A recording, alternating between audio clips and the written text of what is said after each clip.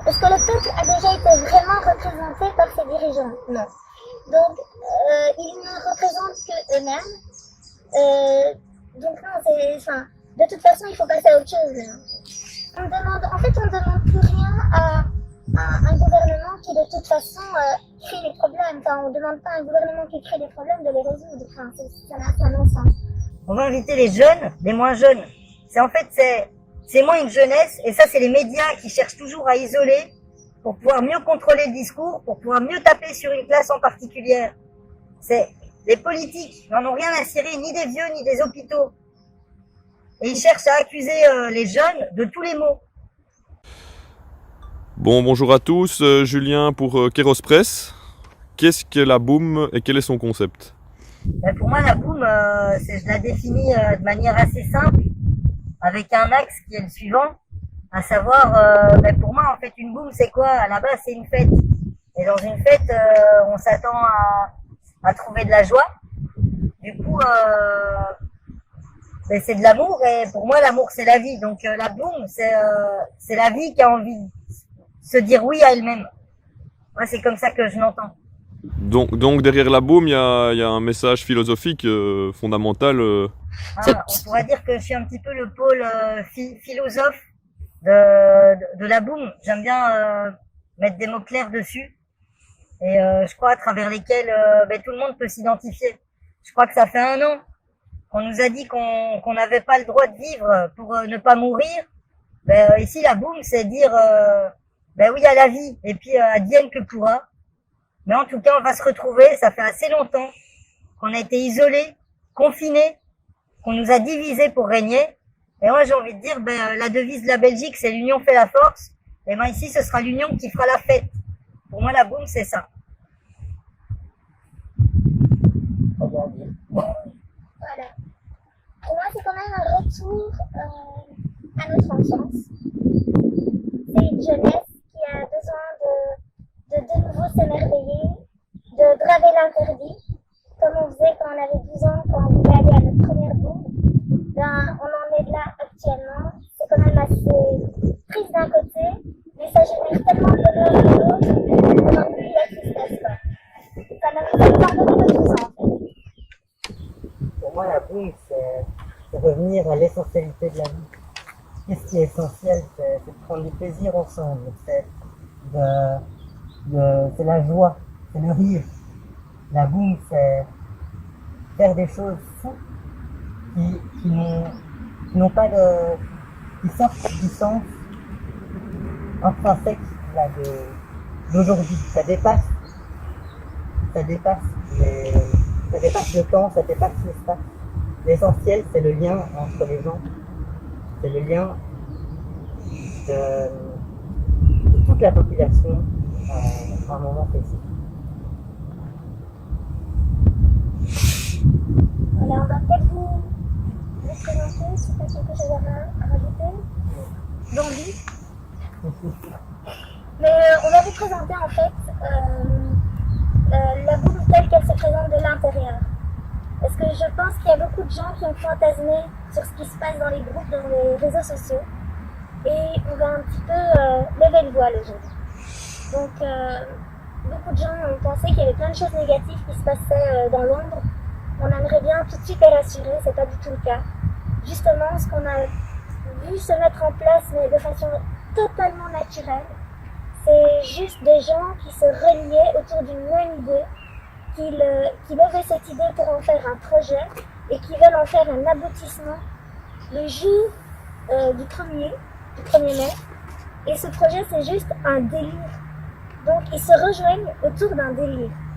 Donc, on a plein de petits groupes comme ça qui ont lâché des idées et c'est vraiment gai de voir ça. On voit vraiment des liens qui se créent, des connaissances, des rencontres improbables. Un vrai melting pot. Un vrai melting pot, oui. Et donc, ça va vraiment être une histoire belge ce 1er mai. Donc, voilà, plein de délires. Je vais laisser mes copains expliquer un peu ce qu'il y aura comme délire ce jour-là. Bizarre. Alors, franchement, il y a une liste de délires qui a été prévue qui est vraiment énorme.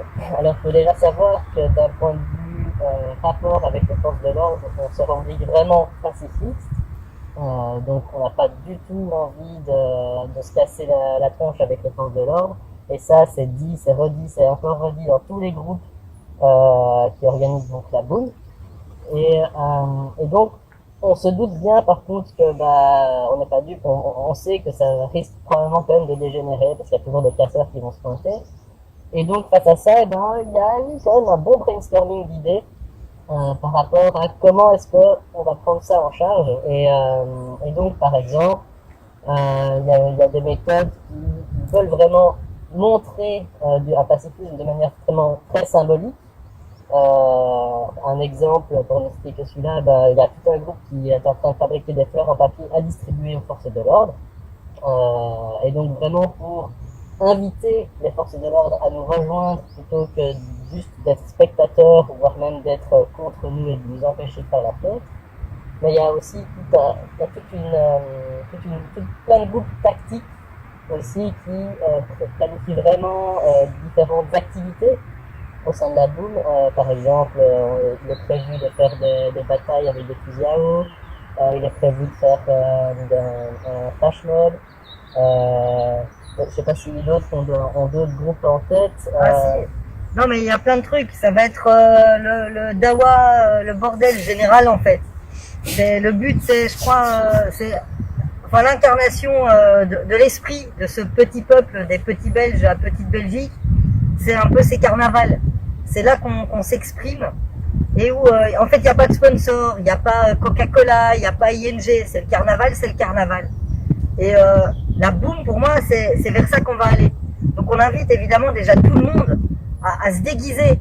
On va voir un régiment de cavalerie mais avec des mecs qui ont des bouées en forme de cheval autour d'eux pour parodier le 1er avril.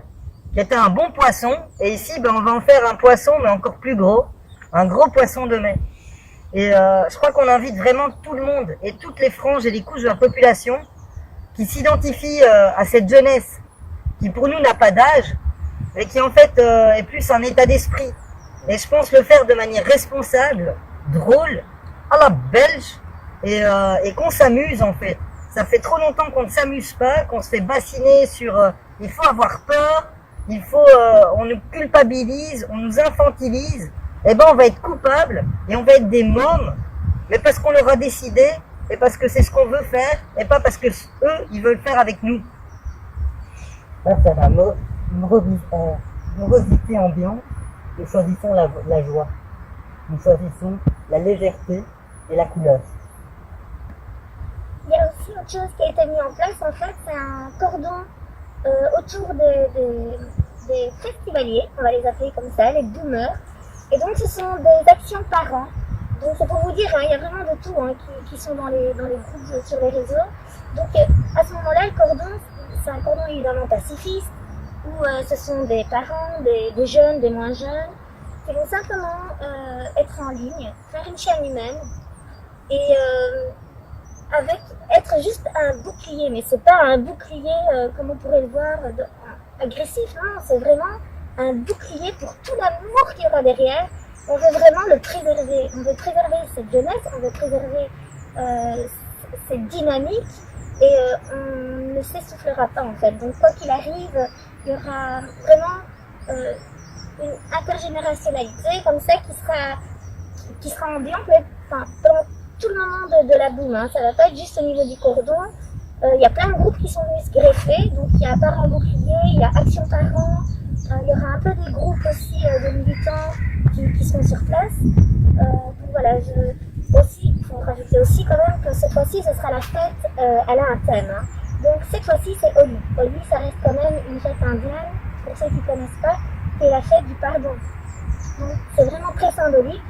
On a eu vraiment très mal le 1er avril, et on n'a pas envie de repartir sur cette dynamique en se disant vengeance, non, on se dit pardon.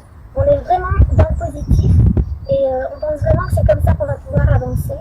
Donc on invite tout le monde, surtout, à venir avec des poudres de couleurs, ça se trouve dans tous les magasins de carnaval. Comme ça au moins on fait aussi un peu bosser tous ces petits indépendants qui n'ont pas pu bosser à cause de toutes les fêtes qu'on nous a interdites. Donc, venez déguiser, venez avec vos poudres, créez-les. Soyons fous, en fait. Soyons fous, soyons des gosses, soyons des gamins, soyons des sales gamins, et surtout éclatons-nous. Ouais. Moi, je voulais juste rajouter un truc, c'est qu'en fait, va y avoir aussi de la musique, va y avoir des danseurs, va y avoir des gens du cirque, et en fait, il y aura des activités aussi qui vont être développées dans ce carnaval, comme dans un vrai carnaval en fait. Donc ça fanfare, c'est danse, peut-être c'est cracheurs de feu, on ne sait pas. Et je crois que la chose la plus importante qui doit être, ou une des plus importantes qui doit être rappelée, c'est que justement la boum, c'est pas une fête où l'on vient consommer en fait. C'est une fête où on vient produire soi-même ce qu'on va consommer avec tous les autres. Et donc là-dedans, c'est ça le côté magique. C'est la boum, c'est chacun qui amène ce qu'il est et ses délires à lui. Et c'est par cette agglomération de tous les délires qu'on va peut-être créer le délire le plus fou jamais vu, quoi. Et donc on invite vraiment tout le monde à se lâcher, mais grave. C'est-à-dire c'est ton personnage, mais ce sera toi. Si tu as envie et tu as toujours eu envie de faire ça, et ben fais-le. Et à la boum, elle sera à toi et elle sera à nous. Donc, pour résumer, les filles, sortez vos talons 18 cm et vos robes à paillettes. La définition de jeunesse, c'est pas la jeunesse comme on s'imagine. C'est la jeunesse de notre enfant intérieur. C'est cet esprit en nous qui veut s'amuser, qui veut rire, qui veut rencontrer son prochain et qui n'a pas peur. Et qui n'a pas peur de désobéir complètement. Ouais, quand il sait que la légalité n'est pas forcément ce qu'il y a de plus légitime pour l'instant, quoi. Là, désobéir est un devoir. Ce qui est légitime dans la vie, c'est de vivre pleinement en puissance. Donc la question qui fâche, il y a un message évidemment politique aussi. Ouais. La société a été clivée entre les pro-Covid, anti-Covid, pro-vaccin, anti-vaccin. Et donc il y a quand même une prise de position de votre part. Et vos démarches rentrent en opposition et sont pénalisées par l'État. Donc vous rentrez dans un... On n'est pas contre l'État. On n'est pas contre la police, on n'est pas contre... On ne veut plus de ces divisions. On veut de l'union. C'est pour le choix, en fait. Et qu'est-ce que vous répondez aux gens, parce que justement vous êtes pour l'union, le fait de vivre, de se réunir, de se retrouver, la joie, et certaines personnes en face vont dire que vos comportements sont inconscients, égoïstes pour les personnes âgées. Qu'est-ce que vous avez à répondre à ce genre d'arguments de peur qui justement qui eux vont dire que vous divisez, et on se renvoie la balle, vous divisez, eux réunissent. Qu'est-ce que vous répondez à ces gens? Personnellement, si on analyse le développement de toute la crise du Covid, il y a une chose qui doit quand même être claire, c'est que les premiers anti-masques et les plus grands irresponsables là-dedans, c'était le monde politique. On a brûlé nos masques, puis après quand il fallait en trouver, on les trouvait pas, c'était toujours reporté au lendemain et au calendrier grec, puis quand on les trouve, c'est des masques toxiques, donc on nous dit il faut pas en porter, puis quand il en faut, ils en trouvent pas. Premièrement. Deuxièmement, dans l'historique, au début, il n'y avait pas de problème et ils allaient tout gérer comme il faut. Mais on a bien vu où ça menait, qu'il fallait pas s'inquiéter. Ils ont créé la crise. Et maintenant, on devrait les croire quand ils disent qu'ils savent comment la résoudre, alors qu'ils n'ont pas su la prévenir. C'est quand même la prévention, la base de la médecine. Et ensuite, on intervient. Après, il y a sur les vaccins. Moi, je suis pas anti-vaccin. Il faut vacciner, il y a des gens qui sont vulnérables. Mais vacciner toute une population, ça n'a jamais existé. Jamais. Et puis quand on veut voir les contrats des vaccins, à la moitié, on peut même pas savoir qu'est-ce qu'on achète. Mais depuis quand? Moi j'achète des cornflakes, je dois savoir ce qu'il y a dans le paquet. Pour un vaccin qui va être introduit dans un corps humain, on peut pas savoir. Mais où va-t-on? Il y a un problème selon vous de légitimité, de crédibilité des décideurs politiques. Très clairement. Moi, un point que j'aimerais mettre en avant par rapport justement à cette décision-là, c'est que les politiques jouent énormément sur la culpabilisation on met des gens à l'hôpital, les hôpitaux sont saturés, il y a une tension énorme, et ils promettent à chaque fois de mettre un budget plus conséquent dans les hôpitaux, mais tout ce qui s'est passé depuis un an, c'est le retrait de lits d'hôpitaux, donc en fait, ils font exactement l'opposé, et c'est le retrait de des hôpitaux qui fait que souvent les hôpitaux sont saturés. C'est pas à cause du fait qu'il y a des jeunes qui se retrouvent. D'ailleurs, on peut regarder pour la boum qui a eu lieu le 1er avril. On s'attendait à des pics énormes, comme disent les experts, mais quand on regarde après les graphiques de Sciences Info, il n'y a aucun impact visible par rapport à cette boum. Aucun impact. Ils sont culpabilisés complètement, alors que il n'y a vraiment pas lieu d'être, et ils jouent vraiment énormément sur la peur, alors que c'est eux en plus qui ont la clé en main pour régler le problème qu'ils mettent en avant, à savoir la saturation des hôpitaux.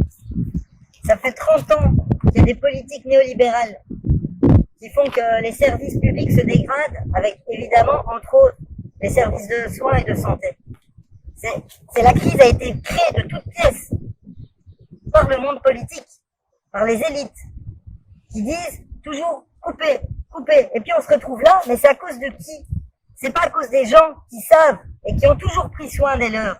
Eux n'ont jamais su prendre soin de nous. Et la boum, c'est aussi cette affirmation-là. On va se soigner ensemble, on va se guérir ensemble, et on n'a pas besoin de vous pour savoir ce qu'on doit faire ou pas. Et si les choses perdurent, comment vous voyez la continuité du mouvement de la boum? T'as Encore d'autres boum, il y aura plus de boum. Hein. Et vous pensez augmenter la cadence au lieu d'une fois par mois tous les 15 jours et que ça devienne un mouvement Nous ne décidons rien, c'est les boomers qui décident. Il y aura la boum partout. ça, Dans les maisons de repos, dans les hôpitaux, les agriculteurs, c'est une graine semée et qui deviendrait autonome. des sports. C'est déjà Ça autonome. l'est déjà. Ça, c'est déjà autonome. On est plutôt un champignon, c'est sporifié qu'on va faire. C'est Olivier? Olivier, citoyen reporter pour Vécu. Donc merci d'avoir accepté notre demande d'interview. Alors, appelez-vous les jeunes des quartiers à vous rejoindre pour faire taire cette tentative de division, les privilégiés contre les jeunes qui ne veulent juste faire la fête. ils sont déjà là, les jeunes des quartiers. Ils ont pas besoin d'invitation en fait. Ça c'est une petite rumeur en fait qui a été subtilement un petit peu mise dans tous les médias mainstream. Alors ce serait bien qu'on ne joue pas justement dans ce jeu de la division. À aucun moment les jeunes des quartiers ont besoin d'invitation. Les jeunes, de toute façon il n'y a pas de jeunes des quartiers et de jeunes des pas quartiers. Il y a des jeunes. Et ils étaient tous là le 1er avril. Donc à un moment, on n'a pas envie de rentrer du tout dans ce délire-là. Celui qui veut venir, il vient.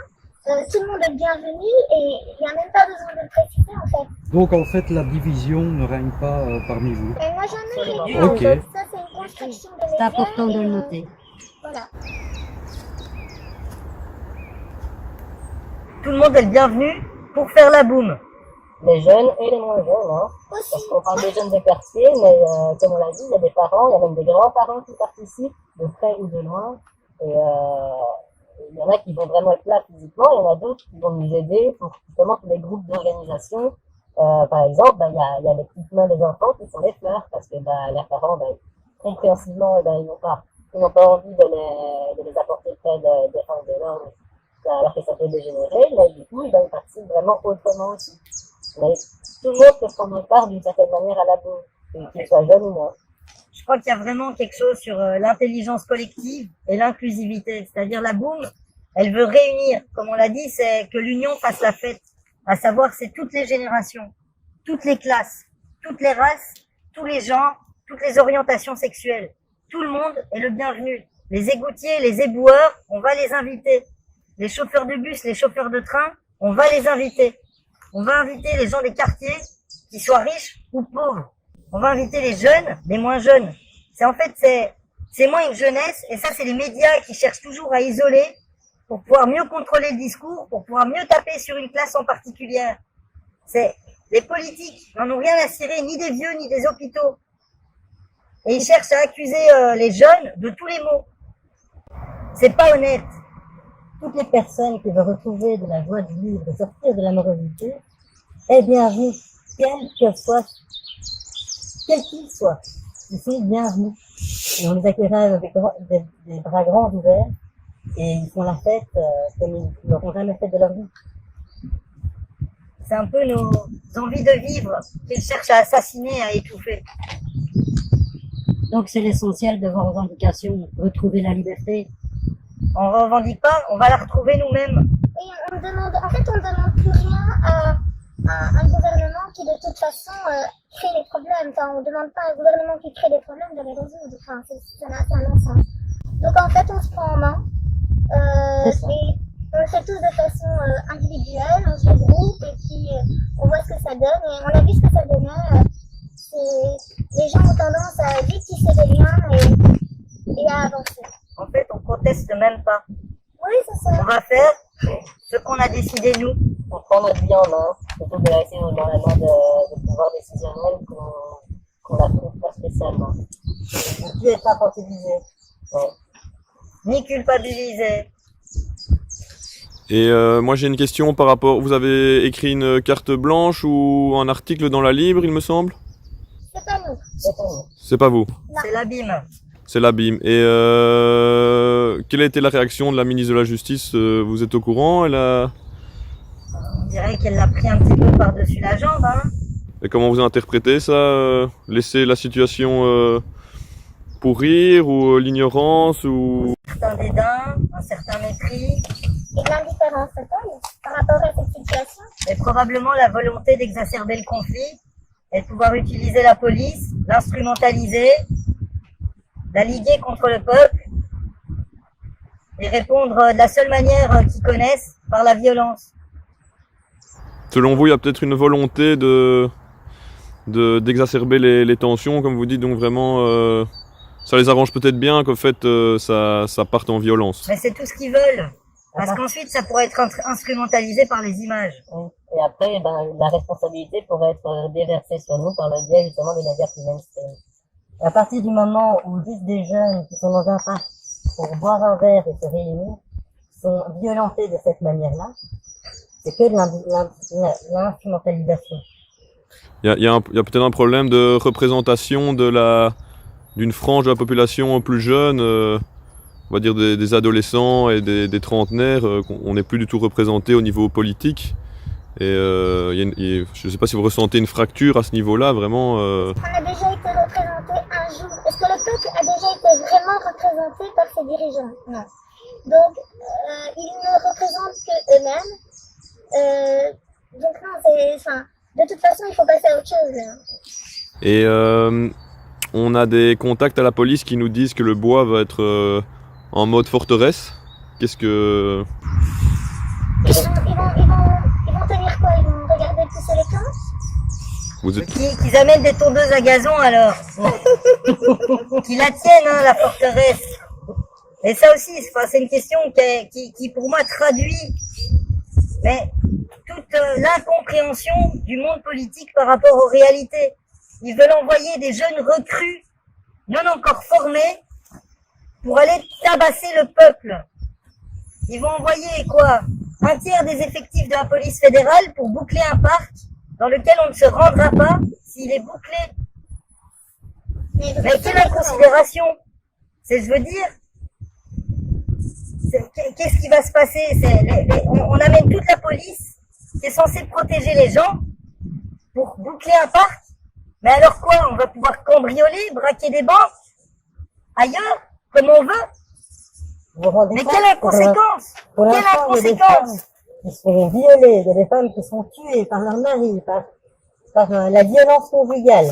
Il y a des enfants qui se retrouvent à la rue. Il y a une violence extrême de gangs, etc. Et quand on va utiliser une force policière à ce point-là pour empêcher juste que des jeunes aillent boire un verre dans un parc. Et selon vous, cette volonté de réprimer des jeunes dans un parc, ça traduit quoi au niveau politique? Quelles sont leurs intentions selon vous au niveau... Un exemple, et faire taire la prochaine génération. Parce qu'en fait, ces jeunes qui étaient là, ils avaient quoi, 14 ans, 15 ans. À partir du moment où on les formate à se dire que s'ils sortent un peu du monde, on les recadre, ils vont grandir avec ça et ils vont se former avec ça.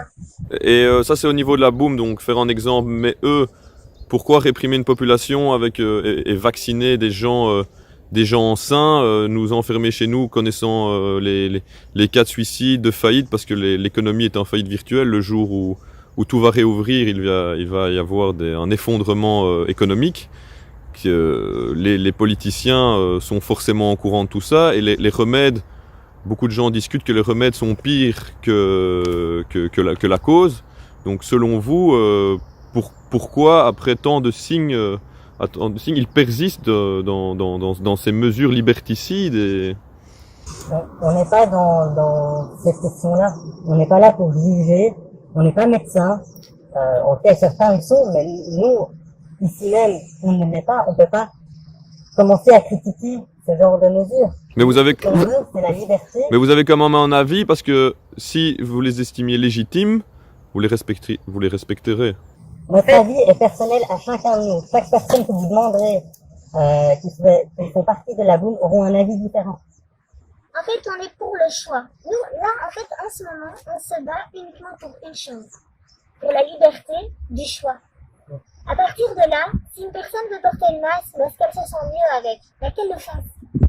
Ça, c'est son problème, son problème. C'est sa vision des choses. Et si ça peut la rassurer, qu'elle le fasse. Et si elle Maintenant, veut on se peut pas vacciner, l'imposer à tout le monde, quoi. Et si cette personne veut se vacciner, qu'elle se vaccine. Mais que ce ne soit pas des choses qu'on impose. Et ici, on dirait que justement le choix, on le retire. C'est pas du tout. La crise économique de 2008, on nous a dit l'austérité, il n'y a pas le choix. C'est qu'on retire le choix aux gens, ça ne s'appelle plus une démocratie, ça s'appelle une dictature. Il n'y a plus qu'une seule option, c'est de la dictature. Avec la crise sanitaire, on ne nous donne plus le choix non plus. C'est donc une dictature également. Concernant la crise économique, on l'a dit, ils l'ont dit, ils savent très bien ce qu'ils font. Ils ne l'ignorent pas. On va vers une crise économique, on va vers une crise climatique.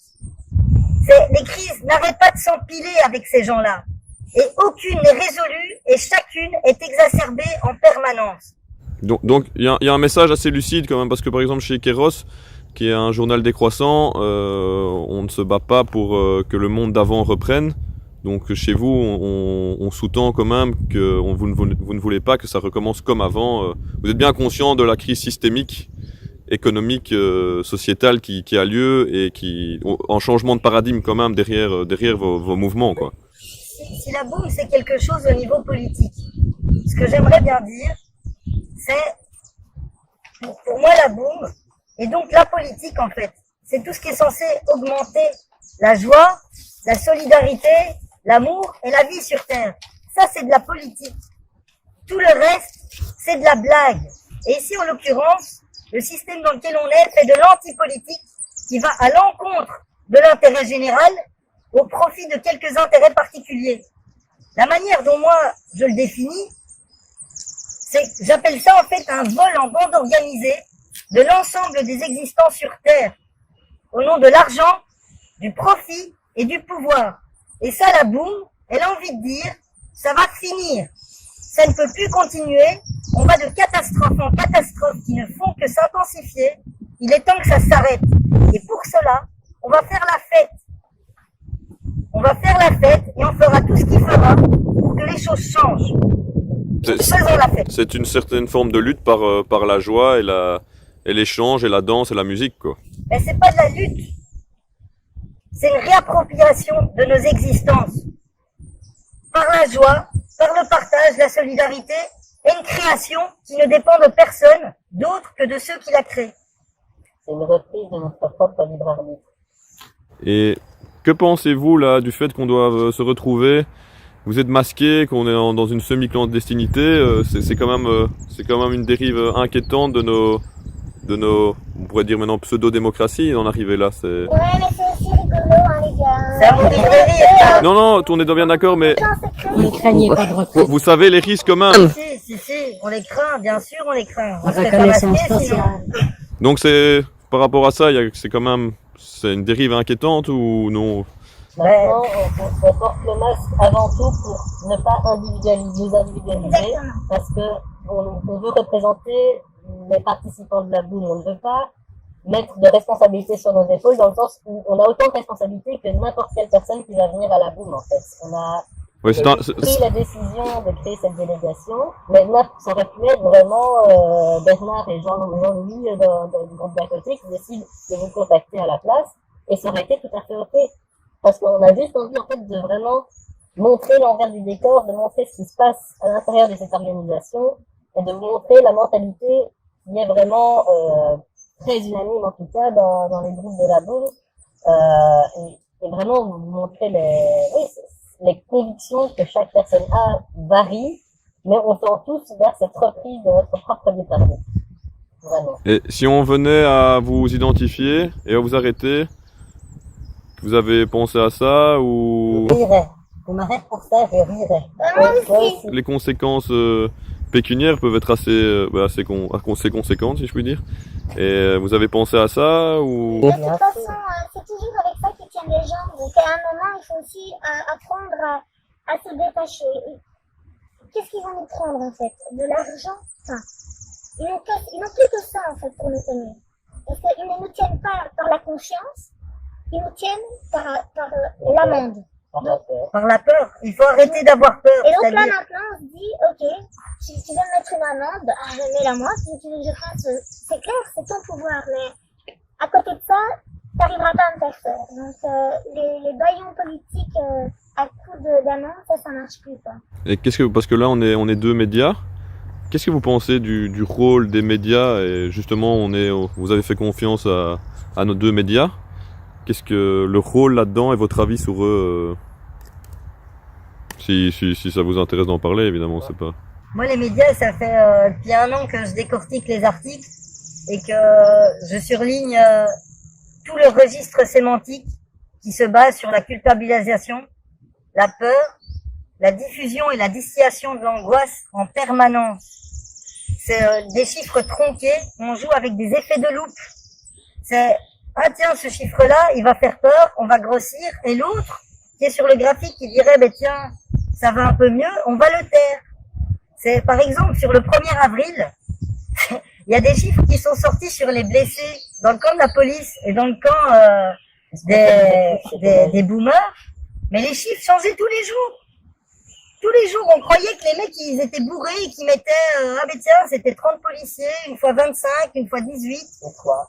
C'est aucune cohérence. Aucune. Est-ce qu'on peut, en fait, quand on dit les médias, est-ce qu'on peut encore appeler ça des médias ou simplement on ne serait pas plus clair entre nous et dire simplement Belga parce que AFP, comment? l'AFP, Belga, Oui, voilà. Reuters. Prise de propagande du gouvernement. Voilà, faut quand même rester clair, quoi. C'est pas non plus qu'il y a un travail journalistique. Si, dans les médias alternatifs, oui, mais autrement, là maintenant, dans ce qu'on nous balance à la TV, dans ce qui est autorisé et balancé, il y a plus de travail journalistique. C'est du copier-coller. C'est du Tu regardes un article sur un sujet A, par exemple, j'invente dans la PH, tu regardes le même sujet sur le soir, l'article, après 3 mots près, ce sera exactement Les le mots même. souvent qui changent.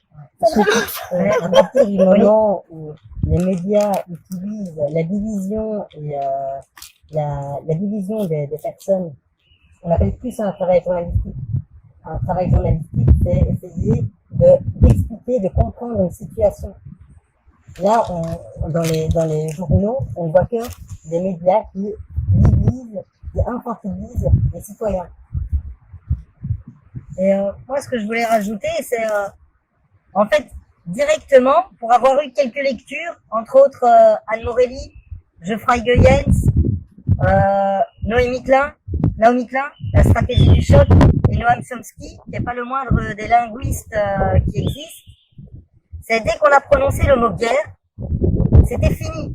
On basculait non plus dans de l'information, et déjà, c'était pas terrible avant, on est basculé dans de la propagande. La guerre, c'est les médias sont un instrument de propagande au service du pouvoir. C'est clair à travers toute l'histoire, c'est pas du conspirationnisme, c'est étudié, c'est informé, il y a des thèses qui s'écrivent là-dessus, c'est pas de la blague. Et c'est ça qui a eu lieu. Rien d'autre. On va dire tout simplement que pour ne plus avoir peur, on vous donne juste un conseil, c'est éteigner la télé, quoi. Et venez nous rejoindre à la boum. Élise Kéros, c'est vécu. Super, Média libre. super. Merci beaucoup pour votre interview. Et on suivra l'événement La Boum le 1er mai. Et on sera là avec plusieurs caméramans. Et on soutient cette volonté de joie, de réunification intergénérationnelle interpopulation de toutes les classes. Donc merci à tous. Je ne sais pas si vous avez un petit mot à rajouter, c'était bon pour vous? On veut de la couleur, les gars. On veut de la couleur? Yeah. Merci beaucoup. Merci à vous.